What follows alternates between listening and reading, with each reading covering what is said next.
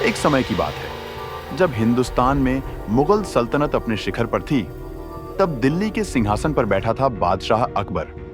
उनका दरबार केवल एक शाही ठिकाना नहीं था, बल्कि वहां हर दिन कुछ नया होता था, जैसे न्याय, बहस, बुद्धिमत्ता और कभी-कभी अजीब घटनाओं का सामना। कहते हैं जहां अकबर का गुस्सा था, वहीं बीरबल की मुस्कुराहट भी थी। जहां सैनिकों की तलवारें थीं, वहीं बीरबल की चतुराई भी। लेकिन एक सुबह महल के ऊंचे ऊंचे गुंबदों के नीचे हड़कंप मच गया, क्योंकि जो चीज अकबर को सबसे प्रिय थी, उनका बेशकीमती हीरा, वही गायब हो गया था। जी हां, महल की उस तिजोरी से, जिसके चारों ओर हर पल 4 पहरेदार रहते थे, जिसकी चाबी केवल बादशाह के पास होती थी। वह हीरा था, नीले रंग का, बड़ा और इतना कीमती था कि 7 रियासतें मिलकर भी उसे नहीं खरीद सकती। अब सवाल था, क्या ये कोई बाहर वाला दुश्मन था, या फिर महल के अंदर का ही कोई चुपके से बना बैठा था चोर? अकबर का क्रोध आसमान छू रहा था। दरबार के मंत्री, सेनापति सब हैरान थे। और तभी दरबार के मुख्य द्वार पर नजर आई एक मुस्कुराती हुई छवि। वो व्यक्ति थी बीरबल। हाँ, वही बीरबल, जिसकी चतुराई ने पहले भी कई बार बादशाह को संकट से निकाला था। लेकिन इस बार मामला थोड़ा अलग था, क्योंकि इस बार चोरी महल के अंदर से हुई थी, यानी चोर कोई अंदर का ही था। अब देखना यह है कि क्या बीरबल अपनी बुद्धि से उस चोर को पकड़ पाएंगे, या पहली बार वो भी इस रहस्य में उलझकर रह जाएंगे। अगली सुबह सूरज की किरणें महल की ऊंचाई से टकरा रही थीं, पर महल का माहौल उजाला नहीं, घने अंधेरे जैसे डर और भ्रम से भरा हुआ था, क्योंकि उस तिजोरी में, जो तिजोरी 7 ताले में बंद रहती थी, उस तिजोरी में से बादशाह अकबर का बेशकीमती हीरा गायब हो गया था। तिजोरी खुली हुई थी, पहरेदार घबराए हुए थे, मंत्री हाथ में ताले की चाबी लेकर निरीक्षण कर रहा है। तभी मंत्री कहता है, हुजूर, हमने तिजोरी के ताले देख लिए हैं, टूटा कुछ नहीं, ताला सही है, चाबी भी अपनी जगह पर है। यह सुनकर बादशाह गुस्से से बोलता है, तो क्या चाबी अपने आप चलकर तिजोरी खोलने चली गई? ये हमारे दरबार की सुरक्षा का मजाक है।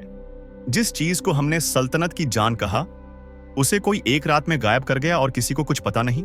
राजा का गुस्सा देखकर सभी घबरा जाते हैं। तभी सेनापति कहता है, हुजूर, बीती रात कुल 5 दरबारी ही महल के भीतर रुके थे, बाकी सारे लोग तो सुरक्षा नियमों के अनुसार बाहर ठहरे थे। तो क्या मतलब है तुम्हारा? ये कोई अंदरूनी गद्दारी है? क्या महल के अंदर के ही किसी का काम है? चोरी का शक उन्हीं 5 दरबारियों के ऊपर जाता है। दरबार में मौजूद सभी लोग उन्हीं 5 की तरफ शक भरी नजरों से देख रहे थे। इसमें पर्दे के पीछे से अकबर भी उन्हें देखता है। अकबर का चेहरा अब क्रोध से नहीं, बल्कि संदेह से भरा था। 5 दरबारी, 5 शक के घेरे। हर चेहरा एक कहानी कह रहा था, लेकिन सच अब भी कहीं छुपा हुआ था। और तभी शांति के उस घड़ी में जैसे कोई उम्मीद जागी। दरबार में दाखिल हुए चतुराई की मिसाल बीरबल। बीरबल को आते देखकर बादशाह अकबर ने कहा, आइए बीरबल, अच्छा हुआ तुम आ गए। तुम्हारी जरूरत आज फिर हमें है। क्या तुम्हें पता है हमारे महल में क्या हुआ है? हमारे महल में चोरी हुई है, पर इस बार चोर कहीं बाहर का नहीं है, बल्कि यहीं हमारे बीच है। हुजूर, अगर सच्चाई महल के अंदर है तो वो ज्यादा देर छुपी नहीं रह सकती। इसे सामने लाने के लिए बस थोड़ी चतुराई और थोड़ा धैर्य चाहिए। बीरबल ने बिना किसी शोर शराबे के अपना दिमाग चलाना शुरू कर दिया था, क्योंकि जब बात हो बादशाह के दिल के सबसे करीब चीज की, तो चोर को ढूंढना सिर्फ जरूरी ही नहीं, जरूरी और खतरनाक दोनों हो जाता है। बीरबल अकबर के सामने खड़े हैं और सभी दरबारी ध्यान से उनकी बात सुन रहे हैं। बीरबल की आंखें दरबार में बैठे हर चेहरे को पढ़ रही थीं। वो चेहरे जो ऊपर से शांत थे, पर अंदर से उथल पुथल मचा हुआ था। बीरबल मन में ही कुछ सोच रहा था। यह देखकर अकबर ने बीरबल से कहा, बीरबल, हमें भी बताओ, तुम्हारी योजना क्या है? इन 5 में से कौन है चोर और कैसे पकड़ोगे उसे? हुजूर, चोर को पकड़ना मुश्किल नहीं, पर उससे खुद अपने मुंह से सच बुलवाना असली कला है। मैं कल सुबह तक उससे सच उगलवा दूंगा, बिना कोई जोर जबरदस्ती किए। बीरबल जी, अगर बातों से चोर पकड़ में आता तो दरबार में पहरेदारों की क्या जरूरत थी? पहरेदार तलवार से बचाते हैं, लेकिन दिमाग धोखे से, और चोर अक्सर तलवार से नहीं, डर से हारता है। बीरबल उन 5 संदिग्ध दरबारियों को आदेश देते हैं। इन 5 को अलग अलग कमरों में बंद कर दिया जाए और सबको दी जाए एक एक लकड़ी की छड़ी। राजा अकबर यह सुनकर चौंक जाता है। छड़ी चोरी पकड़ने के लिए? जी हाँ हुजूर, ये साधारण छड़ियां नहीं हैं, बल्कि ये चोर को बेनकाब करने वाली चाल हैं। बीरबल ने कहे अनुसार हर दरबारी को दी गई एक लकड़ी की छड़ी, सभी एक जैसी लंबाई की। और फिर बीरबल ने कहा वो वाक्य जिसने सबकी रातों की नींद उड़ा दी। सुनो, ये छड़ी दिखने में सामान्य है, लेकिन दरबार के जादूगर ने इस पर एक मंत्र डाला है। अगर तुम चोर नहीं हो तो ये वैसी की वैसी रहेगी, पर अगर तुमने हीरा चुराया है तो सुबह तक ये छड़ी 1 इंच लंबी हो जाएगी।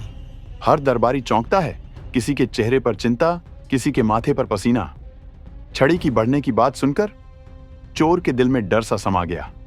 अब खेल शुरू हो चुका था, एक मानसिक युद्ध का।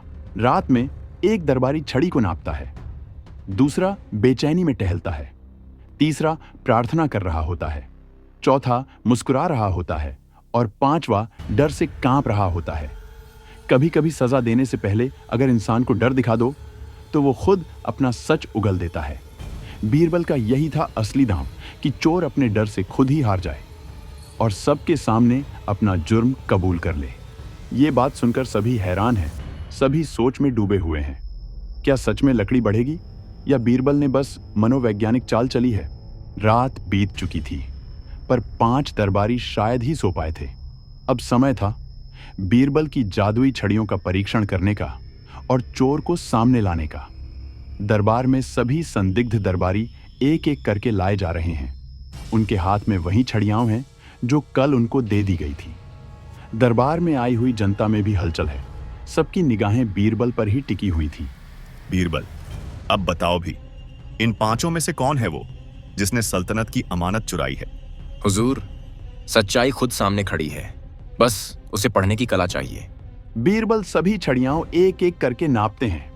बीरबल ने पहले एक छड़ी देखी, फिर दूसरी, फिर तीसरी, और जब उन्होंने 5वीं छड़ी देखी तो उनके चेहरे पर हल्की सी मुस्कान आ गई। हुजूर, चोर यहीं खड़ा है और ये उसकी छड़ी है जो बाकियों से 1 इंच छोटी है। छोटी? पर छड़ी तो बड़ी होनी थी।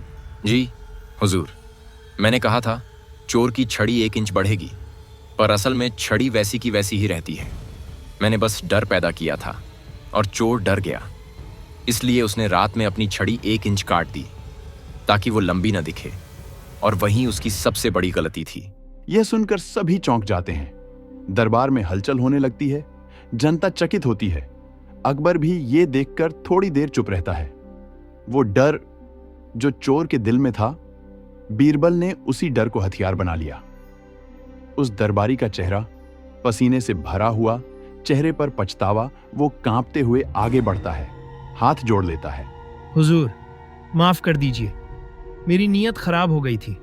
मैंने सोचा हीरा चुराकर किसी और राज्य में भाग जाऊंगा, लेकिन बीरबल की बातों ने मेरी नींद ही छीन ली। मैं डर गया और मैंने छड़ी काट दी। तुमने ना सिर्फ चोरी की, बल्कि हमारी सल्तनत की प्रतिष्ठा को चोट पहुंचाई है। ऐसे लोगों को सजा जरूरी है ताकि बाकी सबक लें। अकबर का बेशकीमती हीरा जैसे मानो अपने असली मालिक के पास लौट आया हो। अकबर हैरान होकर, वाह बीरबल, तुमने तो सच में असंभव को संभव कर दिखाया। दरबार फिर से सजता है, जनता तालियां बजाती है। अकबर सिंहासन से उठकर बीरबल को गले लगाते हैं। उस दिन बीरबल ने सिर्फ एक हीरा नहीं लौटाया, बल्कि सल्तनत का विश्वास भी लौटा दिया और सिखाया एक अमूल्य पाठ। बुद्धि केवल किताबों से नहीं आती, बल्कि हालात से लड़ने की कला से आती है। बीरबल ने बिना किसी हिंसा के सिर्फ अपनी सोच से एक चोर और एक बेशकीमती हीरे का रहस्य सुलझा दिया। ये कहानी हमें सिखाती है कि जब मन शांत हो, सोच स्पष्ट हो, तो सबसे अंधेरे सच भी उजागर हो जाते हैं। कमेंट करके जरूर बताएं वीडियो कैसा लगा। वीडियो को लाइक करें, शेयर करें और चैनल को सब्सक्राइब जरूर करें। मिलते हैं अगले एक और नई कहानी के साथ।